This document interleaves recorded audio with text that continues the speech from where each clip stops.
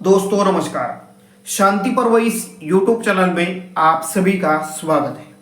आज के इस वीडियो में हम महाराष्ट्र की राजनीति पर बात करेंगे। एकनाथ शिंदे जी की शिवसेना का विधानसभा की 100 सीटों पर दावा, इस विषय पर विश्लेषण करेंगे। वीडियो को लाइक, शेयर और चैनल को सब्सक्राइब करना मत भूलिए। महाराष्ट्र में 3 महीनों बाद विधानसभा के चुनाव होने वाले हैं, लेकिन इस विधानसभा चुनाव से पहले विधानसभा चुनावों की तैयारियों में सभी राजनीतिक दल जुटे हैं। महायुति में इस वक्त विधानसभा की सीटों के बंटवारे के मुद्दे पर संघर्ष नजर आ रहा है।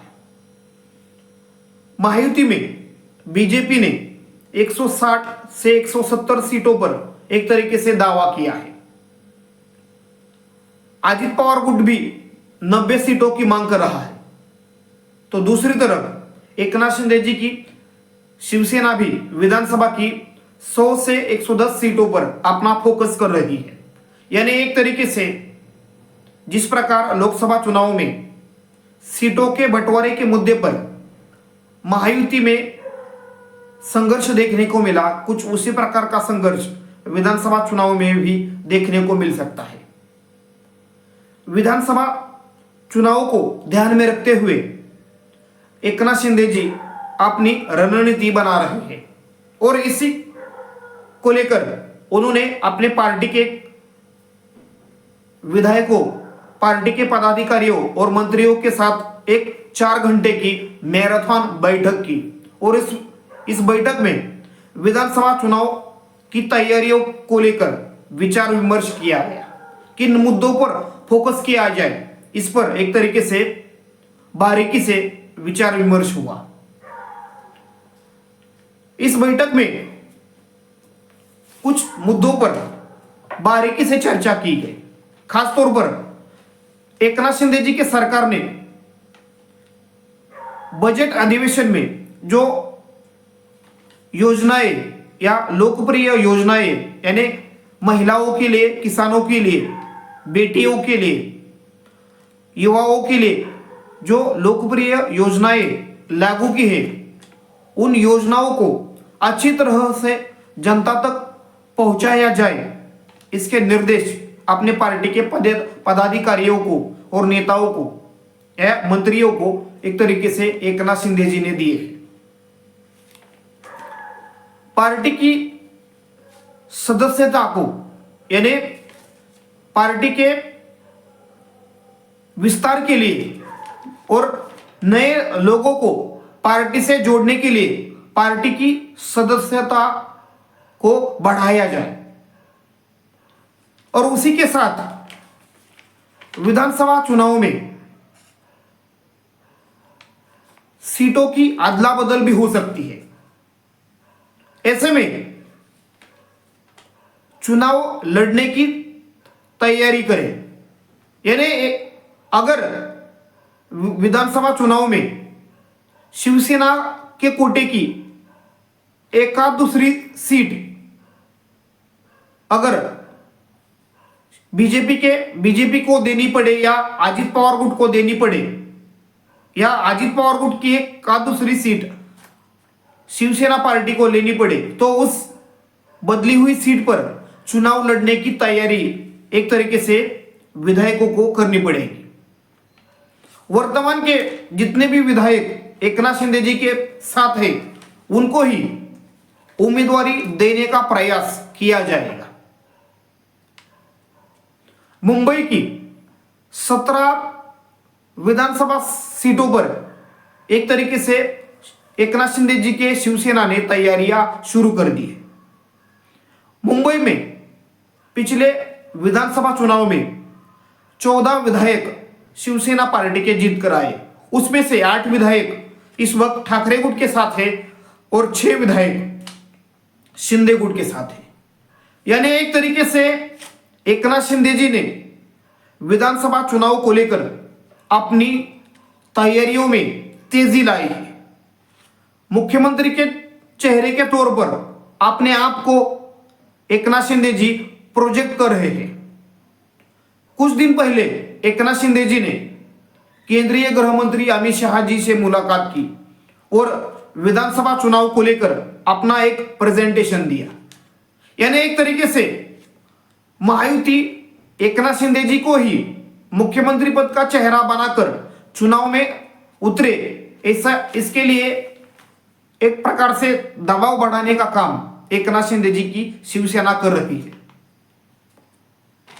इस वक्त महायुति में बीजेपी सबसे बड़ी पार्टी है, उसके पास 105 विधायक है, लेकिन 105 विधायक होने के बावजूद भी बीजेपी ने मुख्यमंत्री पद एकनाथ शिंदे जी को दिया है। अजित पवार बीजेपी के साथ सत्ता में शामिल हो गए हैं। अजित पवार जी बीजेपी के साथ आने से लोकसभा चुनाव में एक निगेटिव इंपैक्ट बीजेपी के वोटरों पर पड़ा, या बीजेपी के कार्यकर्ता या बीजेपी के जो मतदाता है वो नाराज हुए। ऐसी भी एक ऐसी चर्चा इस वक्त महाराष्ट्र की राजनीति में हो रही है। एकनाथ शिंदे जी की शिवसेना और एकनाथ शिंदे जी का नेतृत्व, उसको लेकर बीजेपी में कोई संघर्ष नहीं नजर आ रहा, लेकिन अजित पवार जी के पार्टी को साथ लेने के कारण बीजेपी के कार्यकर्ता और बीजेपी के निष्ठावान नेता नाराज नजर आ रहे हैं। यानी एक तरीके से लोकसभा चुनाव में बीजेपी का प्रदर्शन महाराष्ट्र में अच्छा नहीं रहा। बीजेपी को करारी हार का सामना करना पड़ा। 28 में से केवल 9 सीटों पर बीजेपी के उम्मीदवार जीत सके, लेकिन एकनाथ शिंदे जी के 15 में से 7 उम्मीदवार चुनाव जीते। यानी एक तरीके से महायुति में एकनाथ शिंदे जी का स्ट्राइक रेट सबसे ज्यादा रहा, और उसी स्ट्राइक रेट का हवाला देते हुए एकनाथ शिंदे जी की बार्गेनिंग पावर बढ़ी है, और उसी इन्हें लोकसभा चुनाव में जो सफलता मिली उसको आगे रखकर एकनाथ शिंदे जी बीजेपी के ऊपर दबाव बढ़ा रहे हैं और 100 सीटों की मांग कर रहे हैं। बीजेपी के महाराष्ट्र के नेता और कार्यकर्ताओं ने बीजेपी के केंद्रीय नेतृत्व से कहा है कि, या एक प्रस्ताव रखा है कि बीजेपी को महाराष्ट्र में एक विधानसभा की 160 से 170 सीटें, यानी 150 से ज्यादा सीटें लड़नी चाहिए। अजित पवार गुट को विधानसभा की 58 सीटें और एकनाथ शिंदे जी को 70 सीटें दी जाए। यानी एक तरीके से बीजेपी, महाराष्ट्र बीजेपी के नेता और कार्यकर्ता एकनाथ शिंदे जी की जो मांग है या अजित पवार जी की जो विधानसभा सीटों को लेकर जो मांग है, उस मांग को एक तरीके से खारिज कर रहे हैं।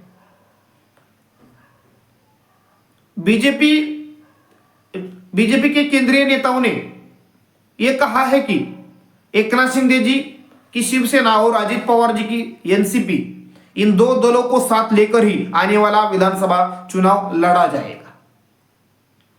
इस वक्त महायुति में एक तरीके से वर्चस्व की लड़ाई हमें देखने को मिल रही है। अगर महायुति में हम सत्ता का लाभ देखें तो बीजेपी से ज्यादा अजित पवार जी की एनसीपी और एकनाथ शिंदे जी की शिवसेना पार्टी को सत्ता का लाभ मिला है। यानी एकनाथ शिंदे जी के शिवसेना को 10 मंत्री पद और अजित पवार जी के एनसीपी को 10 मंत्री पद मिले हैं, लेकिन 105 विधायक होने के बावजूद भी बीजेपी को सिर्फ 10 मंत्री पद मिले हैं। कार्यकर्ताओं की एक तरीके से बीजेपी में उपेक्षा की जा रही है या उपेक्षा हो रही है, ऐसा भी एक नैरेटिव जमीन पर बीजेपी में बनता हुआ नजर आ रहा है।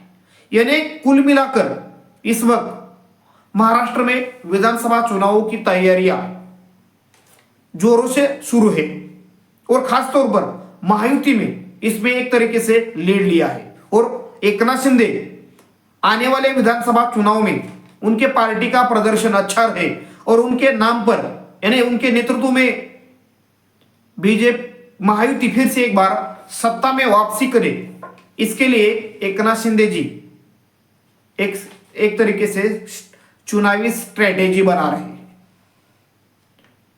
इसका कितना फायदा आने वाले विधानसभा चुनाव में एकनाथ शिंदे जी को और महायुति को मिलेगा, ये विधानसभा चुनाव के नतीजों के बाद ही पता चलेगा।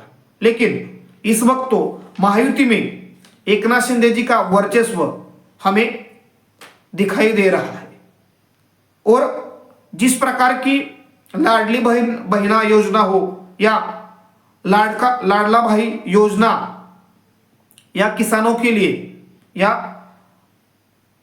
बेटियों के लिए मुक्त शिक्षा की योजना हो, ऐसी कई योजनाओं के बलबूते एकनाथ शिंदे चुनाव में जा रहे हैं।